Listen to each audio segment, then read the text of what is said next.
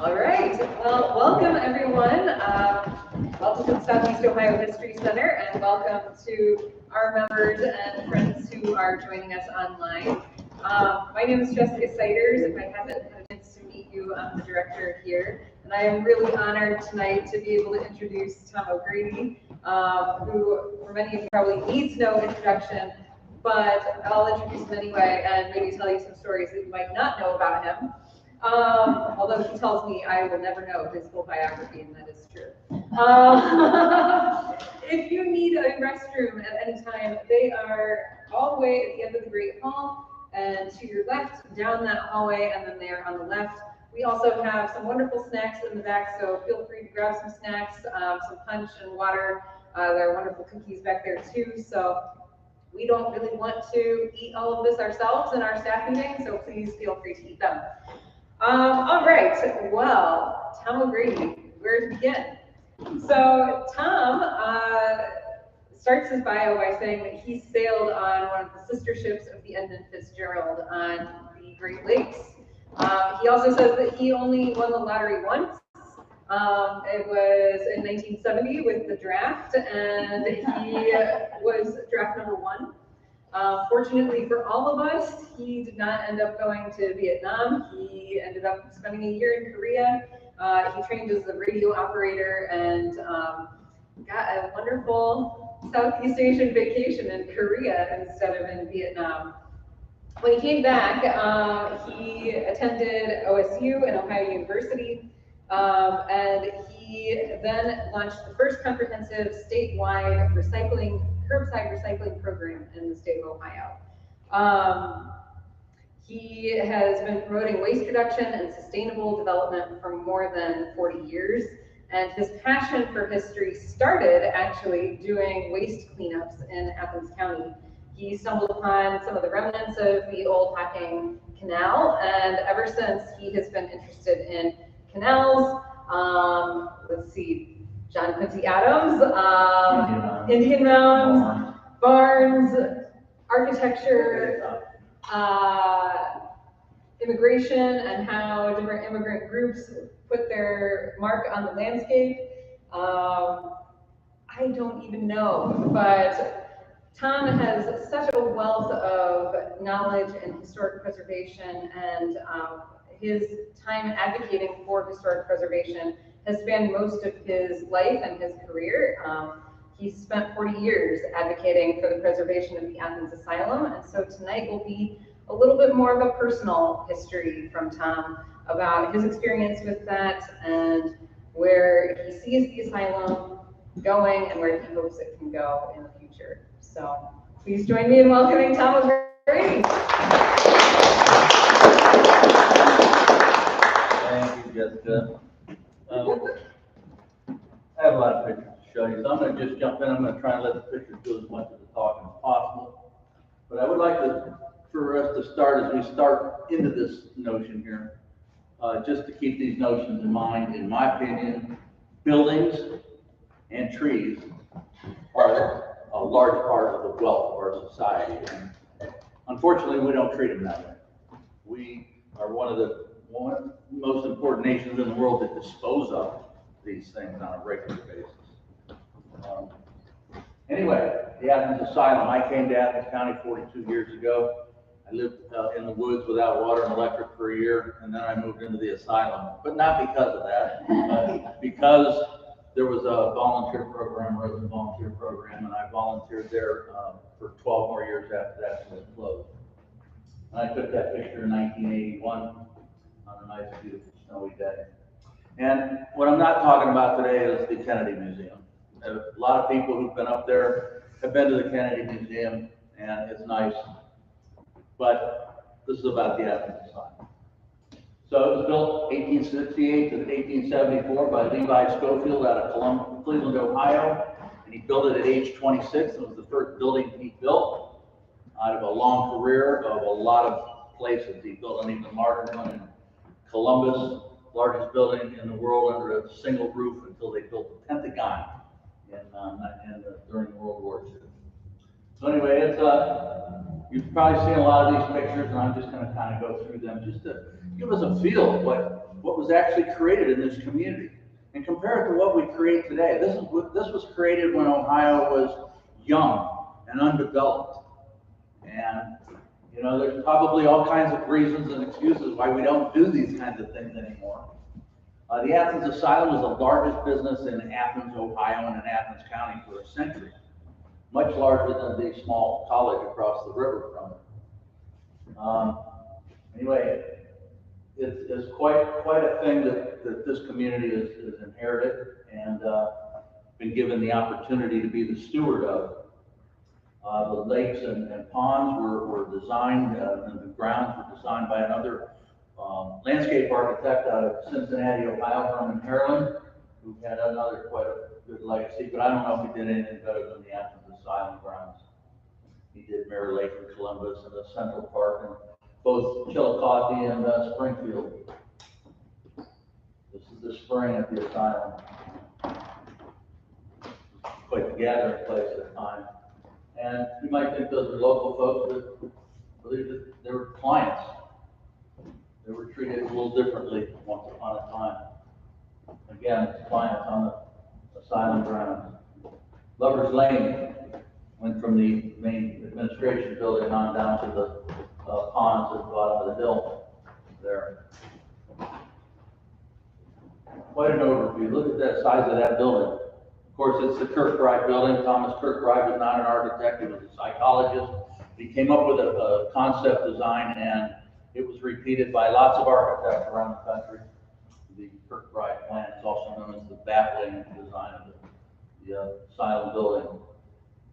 And it was designed, his notion was that they didn't have any medicines or any treatments really for people suffering from mental illness, so they thought to surround them with beauty and fresh air and things like that. Maximum amount of beauty, both indoors and outdoors. And so across the country, they built these facilities, and they wasted, or they spared not a dime to do this. It's pretty impressive what we did. This was called the moral treatment period in mental health history, when they brought people out of attics and basements and wherever they might have been keeping people locked up for their safety, and they moved them into an asylum. And the word asylum to this day still carries a stigma with it, but we need to remember that people still come into America every single day seeking asylum because it means safety, refuge, and protection. And we need to get past the stigma associated with that. Anyway, the grounds were quite a beautiful place, and the ponds and lakes down on the floodplain were the interface between the asylum and the community, and it's where they came together. People from the community fished in the ponds and boated on them and skated on them in the wintertime and sled rided on the hills. The Athens Asylum is often remarked as the most beautiful asylum in the country, probably because of its prominent position on the hill overlooking the Hockey Valley. A photo exhibit of it was featured at the 1893 Chicago World's Fair, and that's the World's Fair where Pabst got its blue ribbon. So there were, it was a self-sufficient facility. Grew all the crops it needed. It grew enough to sell extra produce and products on the local market. It had a net income at the end of any given year from the early 1900s, well into the 1900s, not completely dependent on tax dollars. Anyway, this is the ballroom. It got subdivided many years ago, but the remnants of it are there, and I understand there might be some efforts to restore that. But the elegance, and I think this is the old commissary at the asylum. Clients earned some money one way or another, and they could buy cigarettes and such. The cafeterias, there were two additions built on the back of the Kirkbride. They're octagonal shaped. One was the women's dining hall, and the other was the men's dining hall. So they dined separately. And of course, one wing was for women and one was for men at one time in history. And I'm sure the men's wing and the women's wing. Of course, nurses, one of the biggest job creators in the county. Of course, it had an active working farm, part of that self-sufficiency. And it had statewide, state champion livestock there. It was quite a complex. Here you get a sort of an overview of both the farm connection and the asylum in the background. So, this is the auditorium. This was designed by an architect out of Toledo who built the Toledo Asylum, and he built a famous hotel on Putin Bay called the Island Hotel. I forget what it's called. Anyway, we have a piece of his work here. And then the cottage period. The cottage plans were built started around 1900, and there are other asylums in the state, like in Massillon, Ohio, that basically were completely based on the cottage plan. They never had a Kirkbride built. And so there were quite a few cottages built up at the asylum. This was the suicide ward. And just other ones. They're just the beautiful architecture. And these were designed by an architect named Frank Packard out of Columbus. And this is the TV ward. This was the newest building on the asylum grounds, built in 1929. And it was torn down about 10 years ago. It did not have a very long life, but it was built to last a long, long time. As all of these buildings were, they all were built in the period in history when we built buildings in America to last hundreds of years with maintenance. Don't know any buildings that get built anywhere that don't require maintenance. And, you know, deferred maintenance and mold and all the other excuses we use for tearing down buildings in the modern era are really inexcusable. And we're not building anything that can compare with the things that we have lost. So the TV ward, the loss of Athens. This is the basement of the asylum. I can't think of how many people I've run into who said, oh, they've been in the basement where the dungeons were. They've even seen shackles on the walls. The basement was the place when you lived at the asylum. You could travel the length of the asylum in the basement in the wintertime if you were a volunteer or an employee. And the arches down there are strictly an architectural feature that holds up the rest of that masonry. The Athens Asylum, when it was built, was the largest building in the state of Ohio. You couldn't build buildings much larger at the time because you're stacking masonry on masonry, and the bigger and the higher you go, the more weight is on your bottom stones. You need bigger and bigger foundation stones. And it wasn't until they invented the I-beam some years later that they were able to start building larger and higher buildings. So this one and the one in Columbus by Schofield were quite large. And of course, some of the furniture that was up there at one point in time, to say, you know, we invested a lot in our asylums. And then they were landscape grounds, and these things were repeated around the state of Ohio. The Athens Asylum complex is the last one left in Ohio. These are the wards that were how they looked in the 1980s when I was a volunteer up there. Library. They had, you know, sometimes patients had a single room to themselves, depending on what their diagnosis was. Some were in larger groups. This is Carl Moore. I have to tell a little story about Carl. I asked Carl one day how long he'd been there. He said he came up in 1935. And he said, I knew when I got up here, if he was a good worker, they was going to keep him. That's what he told me. Anyway, he was up there for years and years and years. And he used to get out on good days, and there were a lot of big trees up there, and a lot of them have been cut down for one reason or another. He would get his wheelbarrow and an axe and a shovel out of a little shed where he kept them, and he would work on these stumps. It might take him 9 months to just move one stump, and he'd chop it up and get wheelbarrow loads and wheel it down the way and dump it over a hill somewhere. Sometimes he'd cut the grass with a scythe. I remember one morning I had a bartending job in town, and I was out really late one night, and I headed up the old brick road out of the front. It's closed off now. In the fog in the morning, just at dusk, at dawn, and coming out of the fog was a long-bearded, hooded person with a scythe. Looked like Father Time, the Grim Reaper, but it was Carl getting ready for a day's work. You know, and at some point in the 90s, they decided to move him out of the asylum. They put him in one of the cottages down along Dairy Lane. And that upset him to no end because he'd spent his entire life in the asylum. And he fought and he fought and he fought until they had to create a new rule at the Department of Mental Health, the Carl rule. And they put him back in there. But it didn't last long because they shut the asylum down.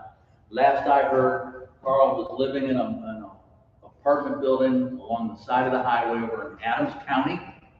And a friend of mine who I worked with, I'll show you her in a bit, she's the only one who ever would go to visit him. And he was always in bed whenever she got there. And she said, Carl, you got to get up. We're going to go out. And he said, no, he didn't want to go anywhere. So she always forced him to get up. The only place he wanted to go was out to the cemetery to visit his grave. And his mom and dad were there, and his stone was already there with his name and his birthday on it. And then Marcia, who used to go visit him, died. So I don't know whatever became of Carl. If he's still around, he's about 115. But he was doing so well. He's one of those kind of people who could survive that long. These are the old weigh scales out behind the building. You can see the wooden ramp there. It's no longer there, but they would weigh the vegetables before they took it to the market. And you could look in the window for years and years and years. It looked like the employee just went home and he left the paper and the piece of paper and the pencil right there. It was like that for a decade anyway, but it's used for storage now. And then the old horse farm. And the bricks. And I was just reading an article that Abbott dug out of an old newspaper for me about the kilns that they built out there and how many bricks per day they could fire in some of these kilns. It's a pretty amazing story. Almost everything about the Athens Asylum is amazing. Stops you in your tracks when you actually stop and think about it. But most of us just drive up there, we see it, there it is, take a look at it, say wow, and move on. But its stories are extensive. The trees up on the asylum grounds. There's so many of them that aren't there anymore that I even remember. And there were plenty, when I first came to town, there were 6 up there that were listed as national champions. National champions, the largest tree of their species in America. And there's still some nice trees up there like that one. The tree next to the main building there is a state champion sweet gum tree. And that shrub beneath it there is got to be a state champion rhododendron. And there's no information about either of those two things up there. And there should. The more we know about a building or a place or a person, the more important they are to us. So my thinking is we need to know more about these places and these buildings and these trees. And then they'll be more important, and if they're more important, we'll do more to take care of it. That's the largest silver fir in the state of Ohio. That's called slender one there. Sticking up. It survived so far. And these trees here by the horse barn, there's 3, I called them the 3 sisters here. They were the 3 sassafras trees. The state champion sassafras tree is in a cemetery in Dayton where the Wright brothers are buried. It's about 1/3 of an inch larger than these. So those three champion sassafras trees were right there. And then there's a road going on down by it here, an old brick road. And it goes on down to Dairy Lane. It was lined with maple trees and beautiful, beautiful trees. There they are. And there's lots of trees, a lot of big trees up there. This is an interesting beech tree. It says 1902 and 1917. 1972, that's, I think I saw it had 1983 added to it. Somebody signed in. And then the steep slopes and slip-prone soils up there, they were always a problem for development up there. And so when they started doing some development, there was still farming when I first came to Athens. The orchard, a very extensive orchard, still producing lots and lots and lots of apples. It's amazing that this is in walking distance from the university and from the town. It's a very short walk to be there. And it's got all the natural features that you could ever ask for in any park. Wildlife, fox dens, fox tracks in the twilight. And it's the best place in town to watch the sun go down or come up. And there are 3 cemeteries up there, mostly marked with numbers. And, you know, of course, maybe most people, I've got to talk with a lot of people who come to town, and they've all heard of the Athens Asylum, and they basically know two things about it. One is that it's haunted, and the other thing they know is there's a stain. Everybody's heard about that, right? And the fact that there's a stain reinforces the fact that it's haunted. And then you see these gravestones with numbers on them, that reinforces all of the superstition. But, you know, there were going to be so many people dying here that when they purchased the gravestones, they got them by the train carload, and they already were marked, and they didn't have the money to hire an engraver to sign every one. But every one of these things, there's a record for it. You can look them all up online to this day. So it was never that their identity wasn't important. When I got to town, the issue, right about when I got here, the issue of the stigma associated with these buildings had come up. And the Department of Mental Health in Columbus was wanting to shed themselves of these big Cadillac buildings around the state of Ohio. And they were moving into a period called deinstitutionalization. And I asked people, well, what's the stigma associated with these buildings? They said, well, because of the things they did in those buildings, like they used restraints on people, straitjackets, and they gave them shock therapy and lobotomies. As a matter of fact, the largest number of frontal lobotomies ever performed in a day in America was done at the Athens Asylum, something like 40. But these things weren't done in dark rooms because they had audiences around. And so we always have to remember, this was state of the art. When it was done, it was state of the art. And then they developed some drug therapy. And when I was up there, and I'm no mental health expert, but I saw plenty of patients overdose because it's easier to manage them when they're overdosed. And you'd walk past them on the steps and say, hey, Roland, and he'd have to hold his eyelid open just to see who was going by. And he was just one of many who would have to do that. And then we moved to the next state of the art, which is deinstitutionalization. And that's when we started having people sleeping under bridges and getting reinstitutionalized into prison. So that's state of the art. We'll look back at that someday in history and say, well, yeah, those are bad days of mental health treatment. But anyway, they were tearing these buildings down around Ohio. This is the Columbus Asylum. Right at the time, they were looking for a new home for the Center of Science and Industry, COSI. The state of Ohio spent multiple millions of dollars demolishing this monstrosity. They had a veritable Smithsonian institution on the hill there, and it was not easy to knock down.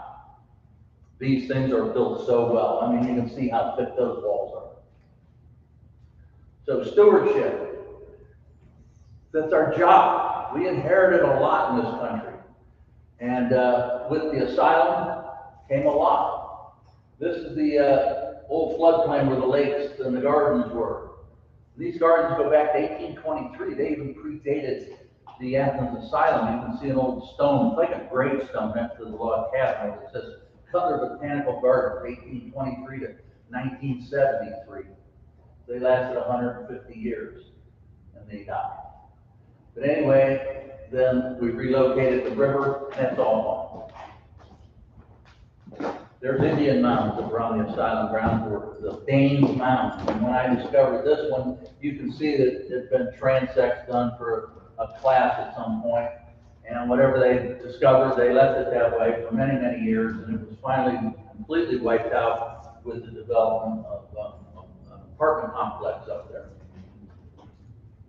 And in the Danes Mounds is where they discovered maize. And at the time, that was significant because it implied that these folks either had much longer trade networks than was previously thought, or that they were agriculturalists, horticulturalists.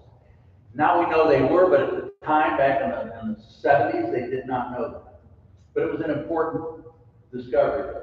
Then there's Radar Hill. The highest point on the asylum was used by the university and the hospital for a microwave relay communications facility. There were 2 earth-sheltered buildings up there.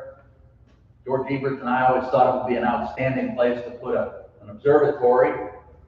The place had been used and then abandoned by the university. And of course, it's amazing, I always amazed how much energy vandals invested in doing vandalism. That's not easy to do all that. They ripped them off the walls and kicked them out of the building and pushed them over the hills. But they did that. But the buildings were still good. And they could have been repurposed for something else, but they were not.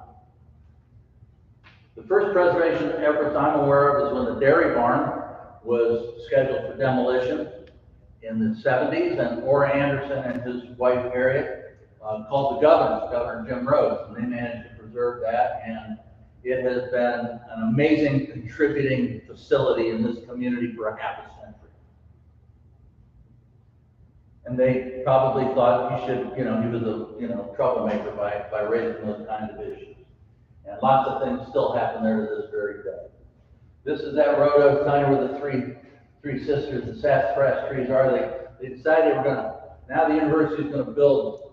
If you go back to Athens News and Messenger articles in the early 80s, you'll see they're talking about taking over the asylum. They're talking about research park, convention center, and golf courses and retirement centers. And the first thing we're going to do is build an access road. So this little brick road with all the trees on it is where they decided to build their access road. And this is about 1983. And it kind of caught me off guard. Thought they were going to do some improvements. And, really get your attention when this is how we start a project. And we destroyed a lot of stuff up there. This beautiful dogwood tree got pushed out of the way. Those sassafras trees, as if they don't need roots to grow, and they're hurt.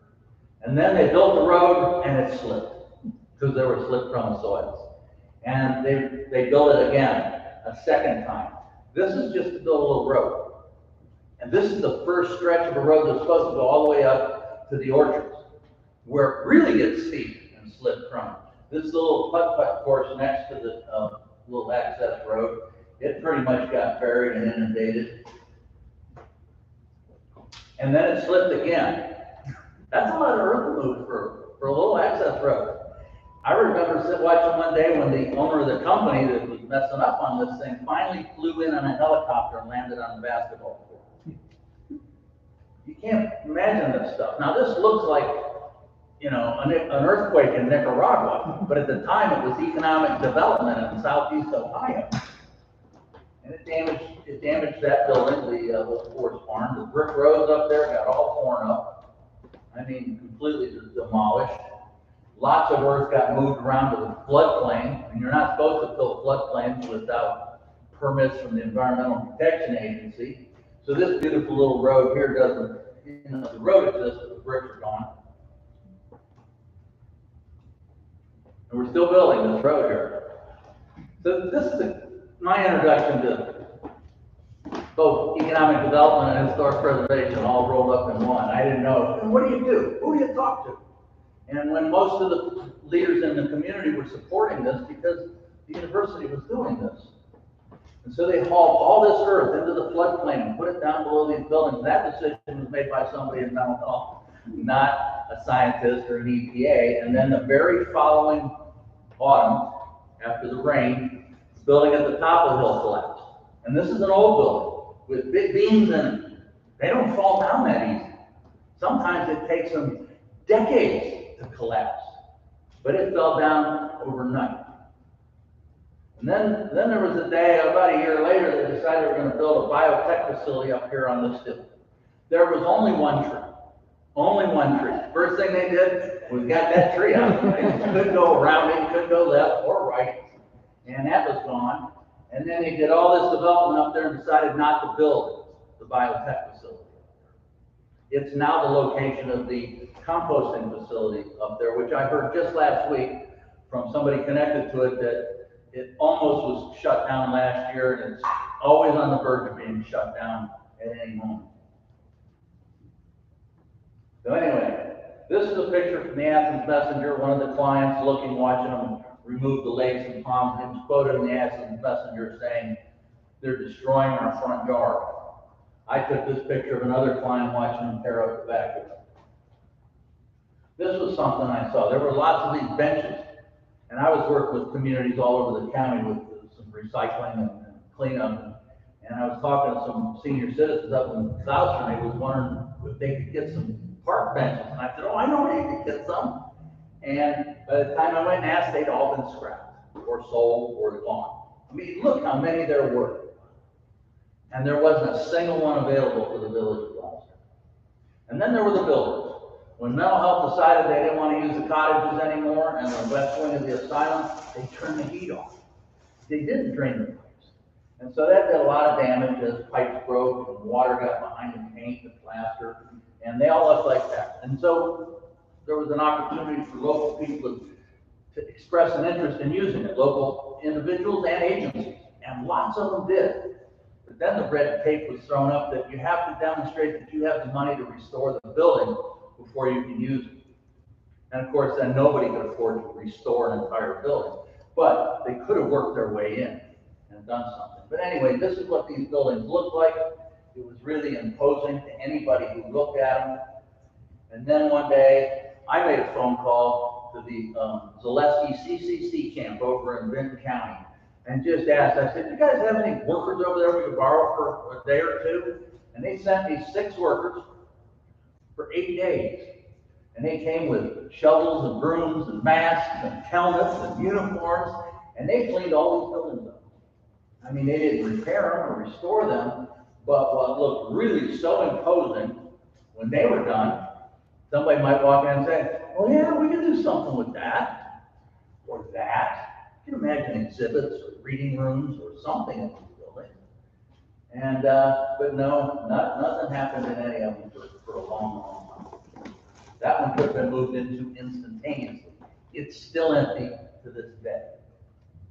This is the old Beacon School, the gymnasium in the old Beacon School, the TV ward.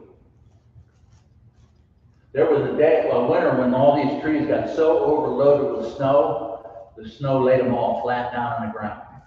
Another guy, Larry, and I, we stood them all back up and staked them. I took that picture yesterday morning. They're still there. There's some work that's been done on this work. These are some of the people I worked with over the time. This would be Hester Creed Rose. She grew up in the Athens Asylum. Her father was the superintendent there for something like 30 years.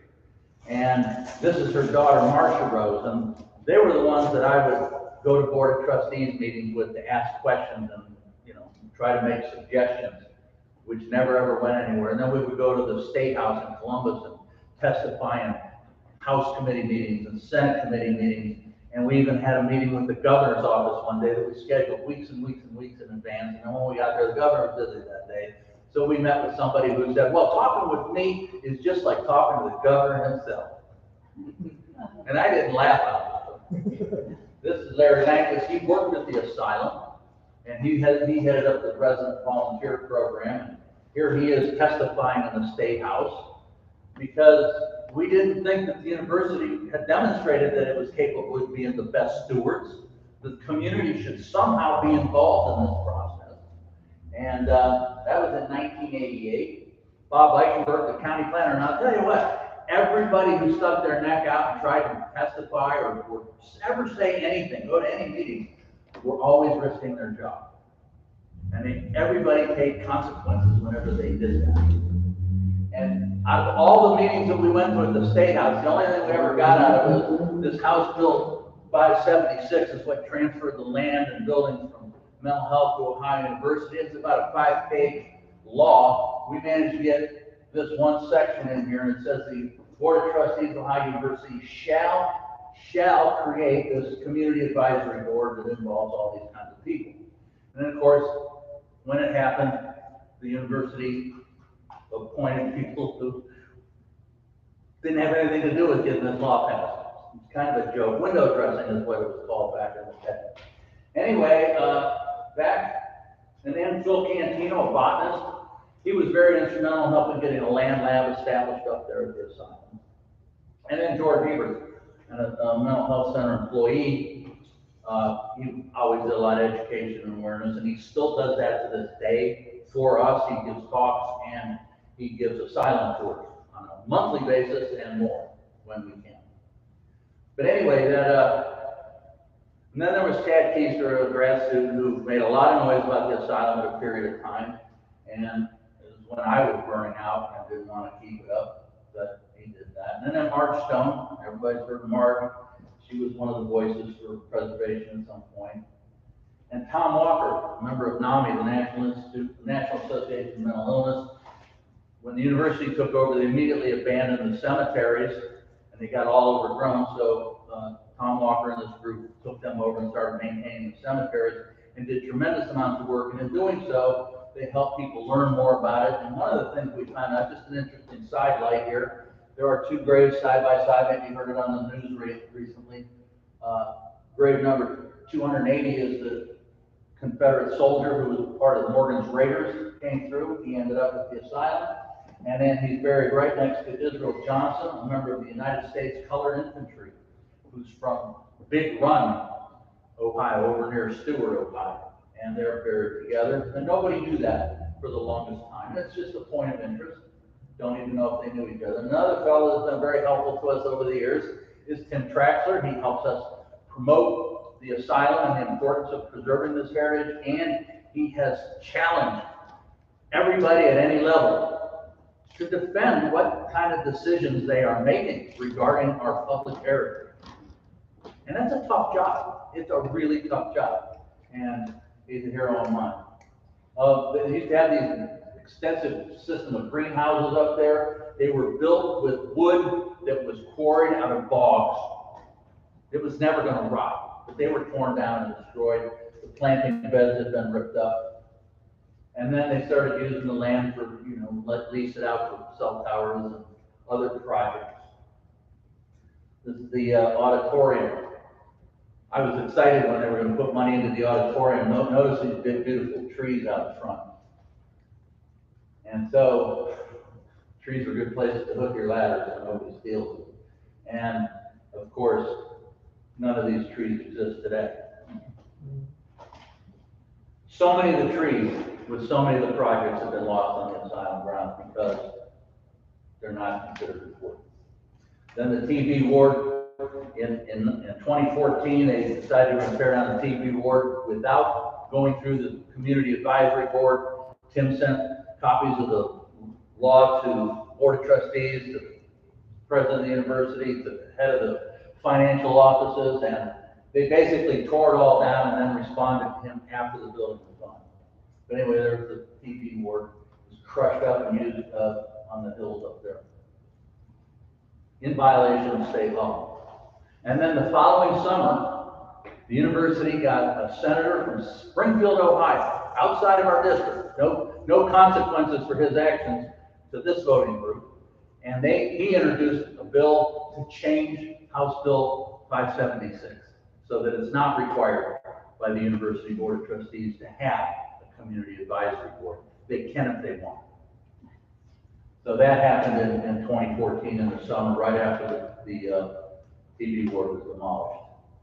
But then they asked me, first time they asked my opinion in 15, 20, 30 years, they said, Tom, we're getting ready to send out RFPs to developers and architects. Is there anybody you want to make sure about the asylum? Is there anybody you want to make sure I sent one to? I said, yes, send one to Bob Loversedge at Schooley Caldwell. He's the guy that restored the Ohio State House.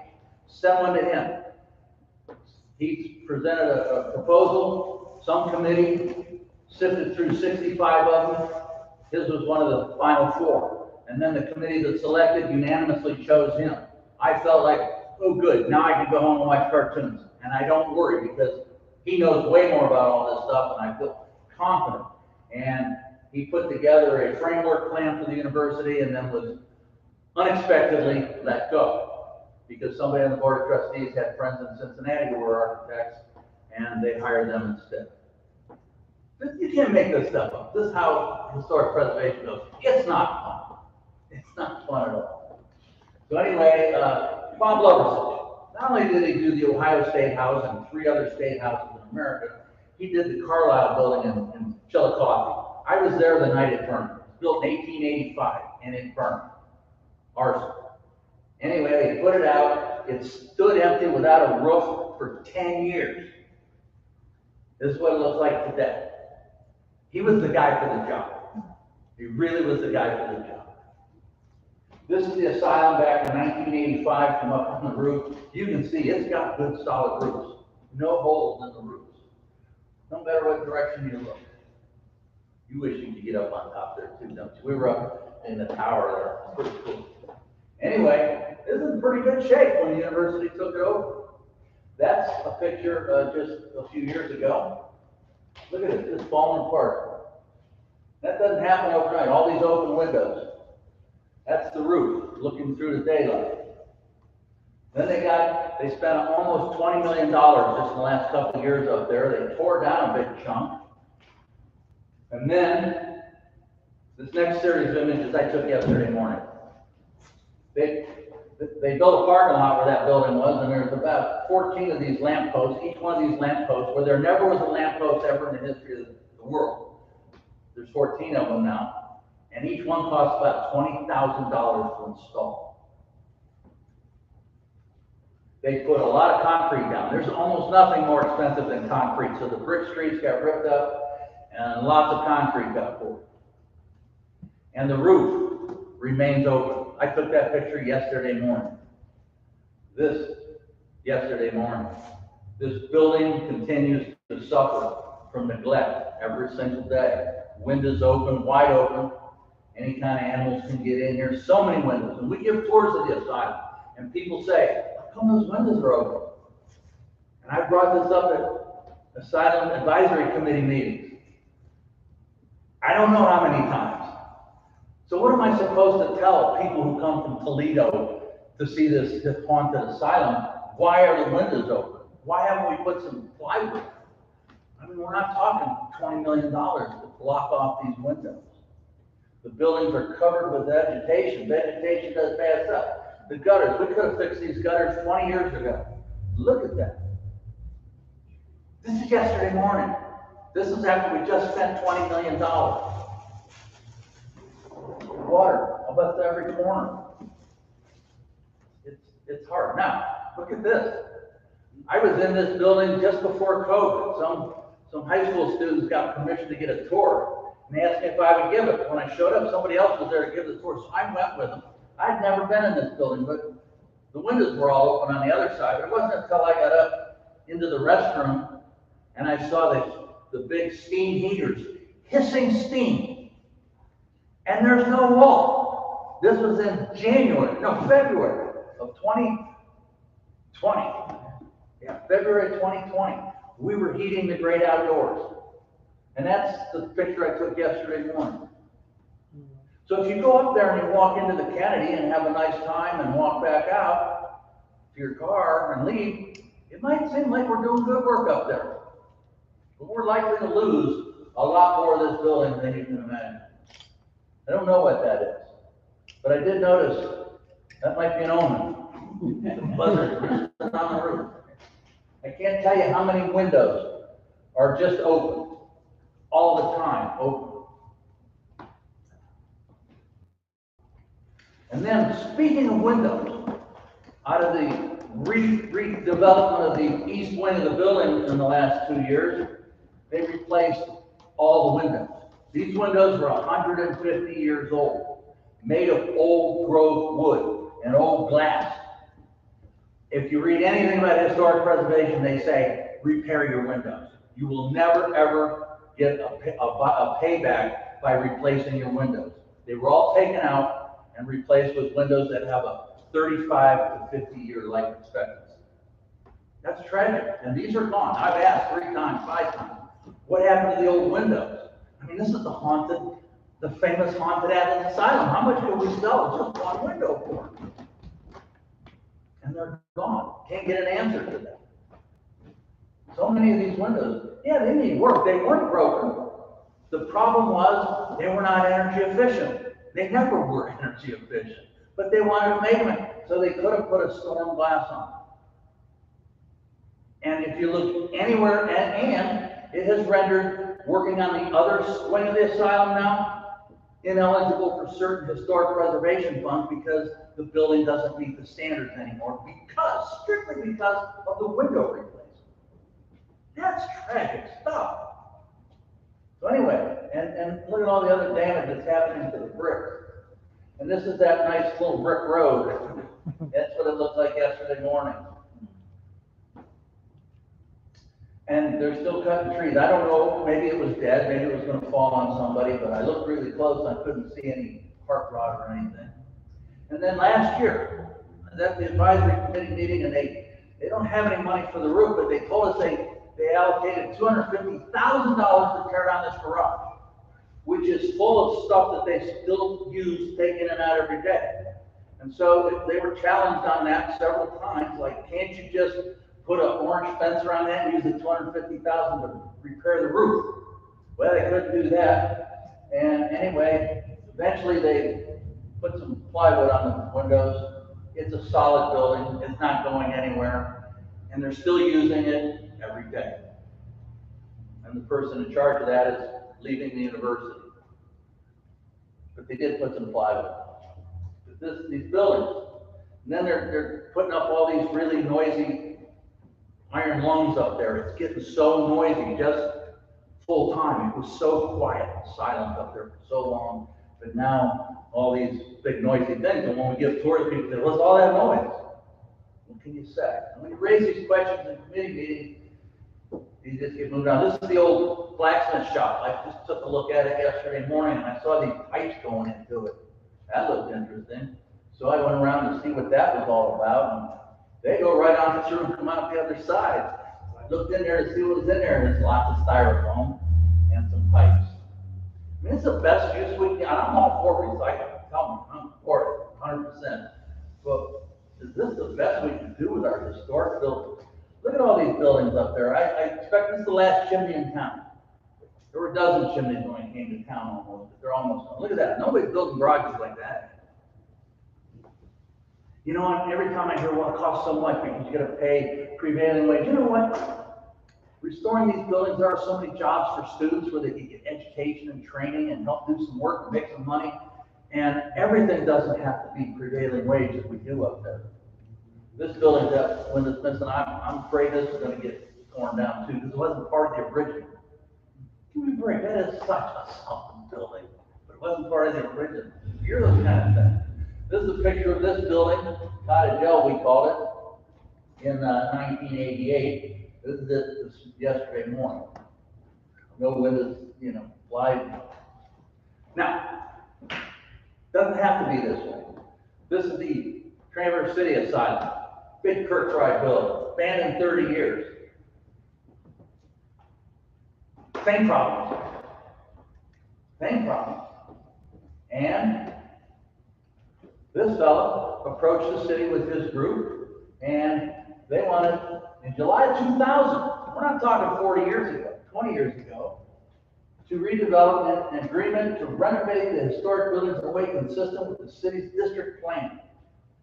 And they did that. And here's a newspaper article that says Minervini brought the function and brought the function and elegance back to the state hospital. They give tours inside the building.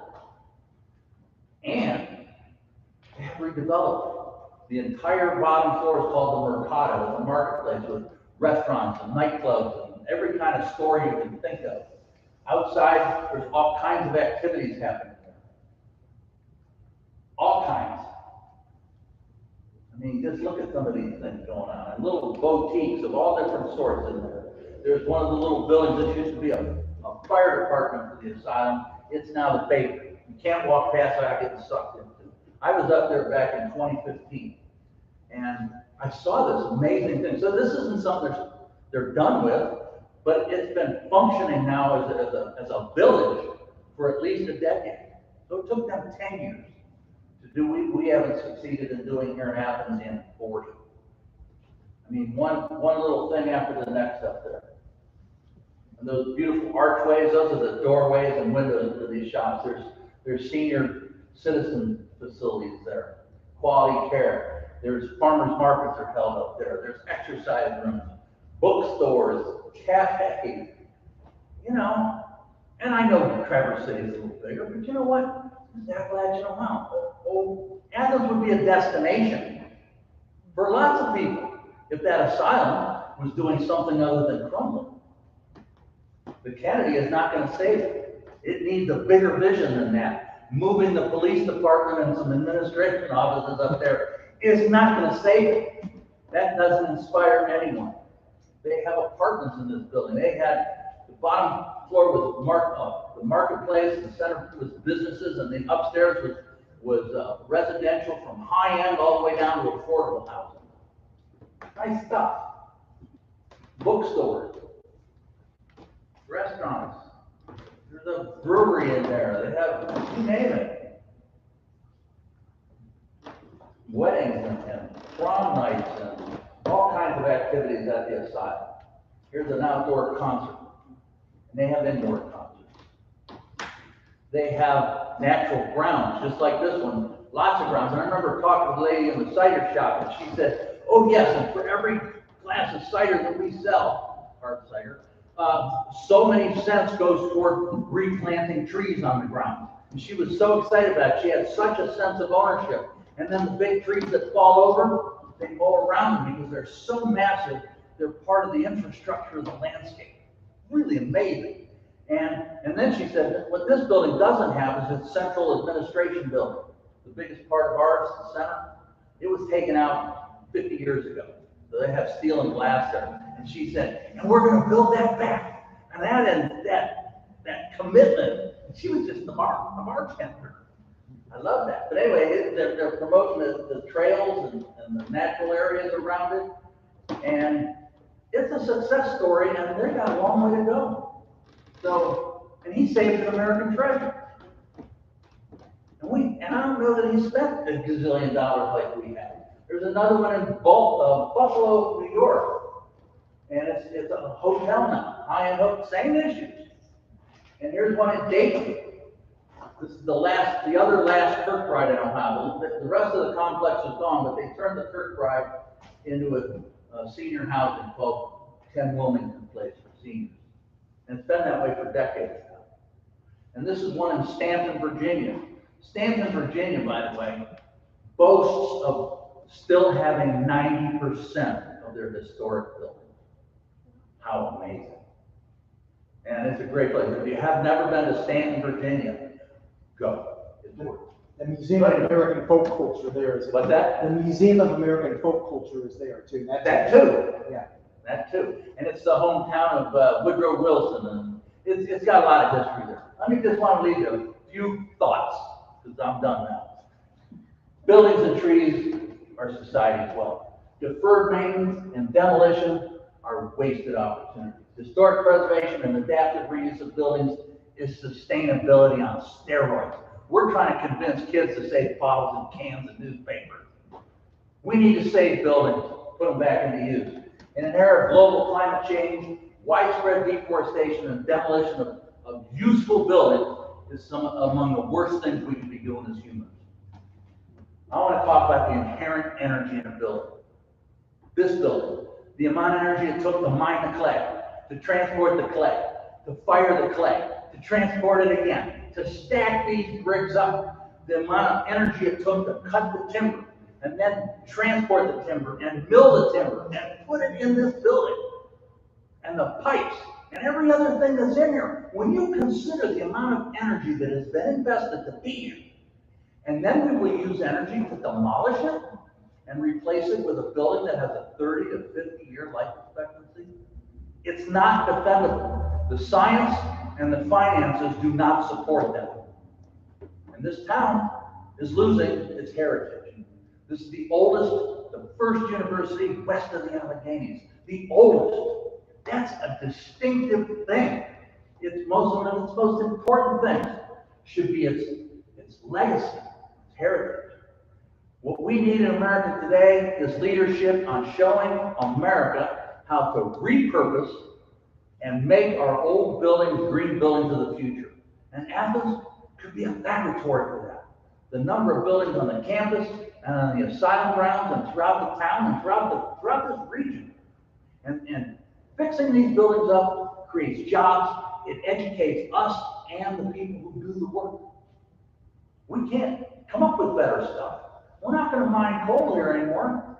Let's start restoring our heritage. Okay, what else? When we lose a historic building, we lose a part of ourselves and a part of our identity as a community. Historic preservation is job creation, education and training, and economic improvement. And we have never regretted anything that we have preserved. Amen. I have. My dad told me a long time ago, he said, Tommy, what you need is a pulpit. So anyway, anybody have any questions? Do we have any answers?